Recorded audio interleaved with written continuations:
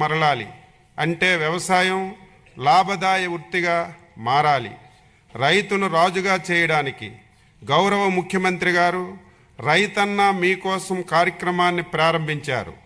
ఇందులో పంచసూత్రాలైన నీటి భద్రత, డిమాండ్ ఆధారిత పంటలు, అగ్రిటెక్, ఫుడ్ ప్రాసెసింగ్, ప్రభుత్వం నుంచి మద్దతు అనే అంశాలకి అధిక ప్రాధాన్యత కల్పించి రైతు సంక్షేమం కోసం ప్రభుత్వం కట్టుబడి పనిచేస్తుంది.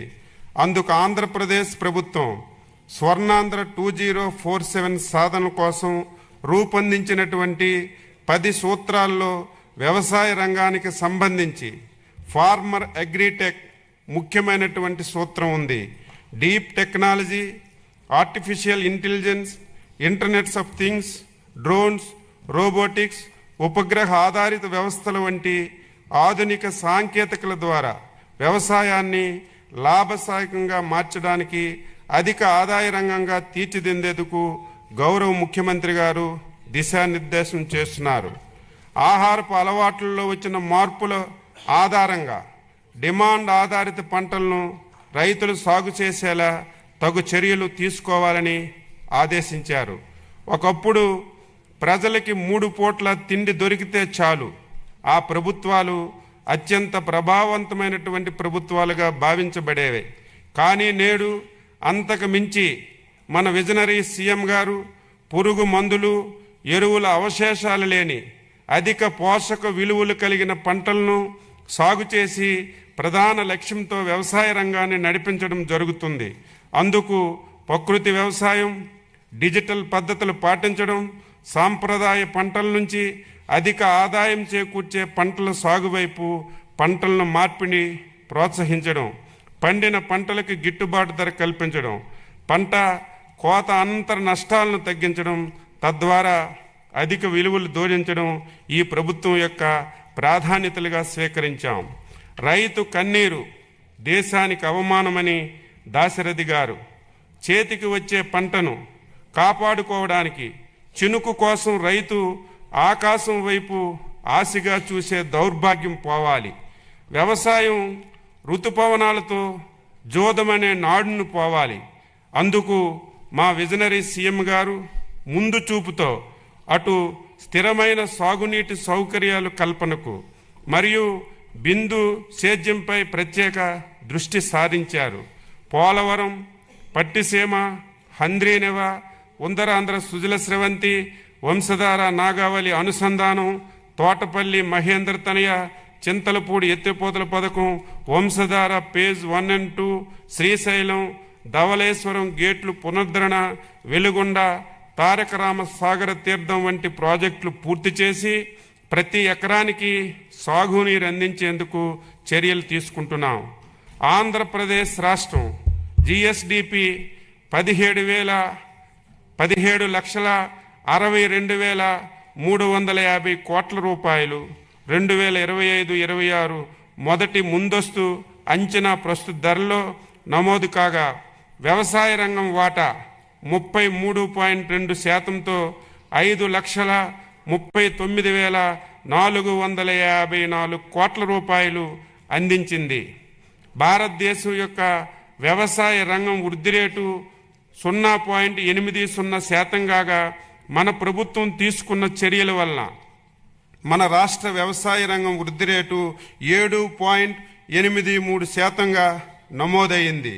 దేశ వ్యవసాయ రంగం ఉత్పత్తిలో ఆంధ్రప్రదేశ్ రాష్ట్ర వాటా 10% అని గర్వంగా తెలియజేస్తున్నాను.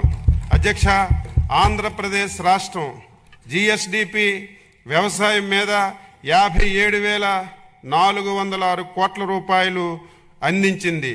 వృద్ధి రేటు పరంగా చూస్తే 3.91%గా నమోదైంది.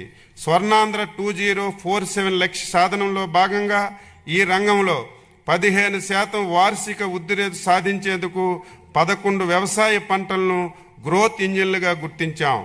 ప్రతి రైతు కుటుంబానికి సంవత్సరానికి 20,000 చొప్పున అన్నదాత సుఖీభవ, పిఎం కిసాన్ పథకం కింద 2025-26 సంవత్సరంలో 2 విడతల వరకు 46.86 లక్షల మంది రైతు కుటుంబాలకు 6,309.44 కోట్ల రూపాయలు చెల్లించాం. 2026-2027 సంవత్సరం గాను 6,600 కోట్ల రూపాయలు బడ్జెట్లో ప్రతిపాదించాం. ధాన్యం సేకరణకు సంబంధించి పాత బకాయిలు 1,674.47 కోట్ల రూపాయలు చెల్లించి రైతులకు ఆదుకున్నాం. గత ప్రభుత్వం రైతుకి ఉన్న చేదు అనుభవాలను తొలగించి 2025-26 సీజన్లో 51 లక్షల టన్నుల ధాన్యం సేకరణ లక్ష్యంతో పనిచేశాం.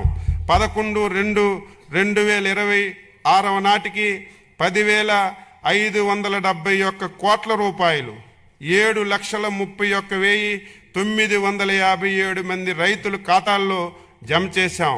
అందులో 55% డబ్బులు 8 గంటల లోపే వేశాం. 38% డబ్బులు 8 నుంచి 24 గంటల్లో జమ చేశాం. రైతన్న మీకోసం కార్యక్రమంలో రైతుకి ఆదాయం పెంచేలా రైతు సేవా కేంద్రం స్థాయిలో ప్రస్తుతం రబీ, రాబోయే ఖరీఫ్, రబీ 3 సీజన్లకు పంట ప్రణాళికను తయారు చేసి అమలు చేయడం జరుగుతుంది. కృష్ణా గోదావరి డెల్టాలో ఖరీఫ్ సాగు కాలానికి ముందుగా తీసుకురావడానికి ప్రయత్నిస్తున్నాం. దీనికి రైతులు సహకారం అవసరం. తద్వారా కోతకాలంలో పంటలు తుఫాను బారి నుంచి రక్షించబడతాయి. భూసారాన్ని అంచనా వేయడానికి 6 లక్షల భూసార పరీక్ష పత్రాలను పంపిణీ చేశాం. 1,250 మెట్రిక్ టన్నులు సూక్ష్మ పోషకాలను ఉచితంగా సరఫరా చేశాం.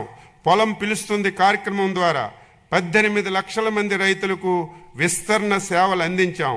ఇప్పటి వరకు 310 కోట్ల రూపాయలు పెట్టుబడి రాయితీ కింద రైతులకు చెల్లించాం. వ్యవసాయ యాంత్రీకరణలో భాగంగా 50% రాయితీతో 136.62 కోట్ల రూపాయలు విలువైన వ్యవసాయ యంత్రాలను సరఫరా చేస్తున్నాం. 80% రాయితీతో 90.4 కోట్ల రూపాయలతో 1,130 కిసాన్ డ్రోన్ కేంద్రాలను ఏర్పాటు చేస్తున్నాం. ఏపీఏఐ ఎంఎస్ 2.0 యాప్ ద్వారా వ్యవసాయ యంత్ర పరికరాలను అద్దె ప్రాతిపదికన రైతులే స్వయంగా పొందే అవకాశం కల్పించాం. 2026-27 బడ్జెట్లో వ్యవసాయ యాంత్రీకరణకు 139.65 కోట్ల రూపాయలు ప్రతిపాదించాం. గత సంవత్సరం 182 కోట్ల రూపాయల రాయితీతో నాణ్యమైనటువంటి విత్తనాలు పంపిణీ చేశాం. 2026-27 సంవత్సరంలో విత్తన రాయితీకి 240 కోట్ల రూపాయలు ప్రతిపాదించాం. 2025-26లో 37.53 లక్షల మెట్రిక్ టన్నులు ఎరువులు సరఫరా చేయగా 2026-27లో ఎరువులు బఫర్ స్టాక్ నిర్వహణ గురించి 40 కోట్ల రూపాయలు ప్రతిపాదించాం. రసాయన ఎరువుల వినియోగాన్ని తగ్గిస్తూ సేంద్రియ ఎరువుల వాడకాన్ని ప్రోత్సహిస్తున్నాం. ఇంటిగ్రేటెడ్ అగ్రి ల్యాబుల నిర్వహణకు 4.66 కోట్ల రూపాయలను ప్రతిపాదించాం. వరి పంట దిగుబడిని శాస్త్రీయంగా అంచనా వేయడానికి ఉపగ్రహ సాంకేతిక సాయంతో ఎస్టెక్ విధానాన్ని రాష్ట్రంలో 10 జిల్లాల్లో అమలు చేస్తున్నాం. 2026-27లో పంటల బీమా పథకం అమలు కొరకు 250 కోట్ల రూపాయలని ప్రతిపాదించాం. 8,489 రైతు సేవా కేంద్రాల నిర్వహణకు 2026-27లో 15.68 కోట్ల రూపాయలను ప్రతిపాదించాం. వడ్డీ లేని రుణాల పథకానికి 250 కోట్ల రూపాయలు ప్రతిపాదించాం. స్మార్ట్ అండ్ ప్రెసిషన్ అగ్రికల్చర్ ఈ పంట యాప్లో తీసుకువచ్చినటువంటి కొత్త ఫీచర్ల ద్వారా రైతు తమకు తామే పంట నమోదు చేసుకోవడానికి, ధృవీకరించుకోవడానికి, ఫిర్యాదులు చేయడానికి అవకాశాన్ని కల్పించాం.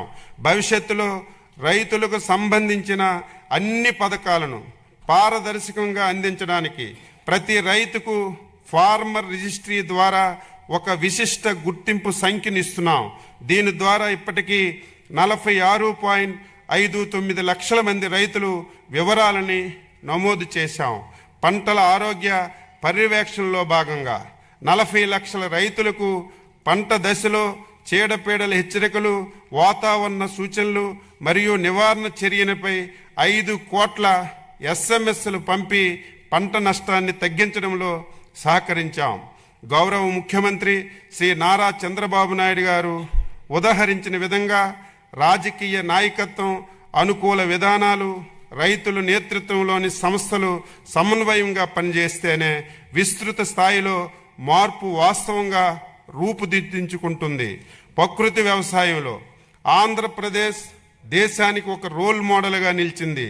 పురుగు మందులు, ఎరువుల అవశేషాలు లేని అధిక పోషకాహార విలువలు కలిగిన ఆహార ధాన్యాలను అందించడానికి, రైతు అధిక ఆదాయం కల్పించడానికి ప్రకృతి వ్యవసాయాన్ని గత దశాబ్ద కాలంగా మన ప్రభుత్వం ప్రోత్సహిస్తూ వస్తుంది. National mission on natural farming పథకం సాయంతో రాష్ట్రంలోని అన్ని మండలాల పరిధిలో 8,357 గ్రామాల్లో APCNF కార్యక్రమాలు అమలు చేస్తున్నాం. ఉత్తమ ప్రకృతి వ్యవసాయ విధానాల్ని అవలంబిస్తున్నటువంటి 12,319 మంది ఛాంపియన్ రైతులను క్షేత్రస్థాయి రైతులు శిక్షలుగా తయారు చేశాం. వారిలో 66% మంది మహిళలు ఉండడం విశేషం. ప్రకృతి వ్యవసాయ ఉపకరణాలను అందుబాటులో ఉంచడానికి 1,712 బయో సెంటర్లని ఏర్పాటు చేశాం. 2.83 లక్షల మంది రైతులు 3.55 లక్షల ఎకరాల్లో రసాయన రహిత S2S వ్యవసాయాన్ని అనుసరించారు.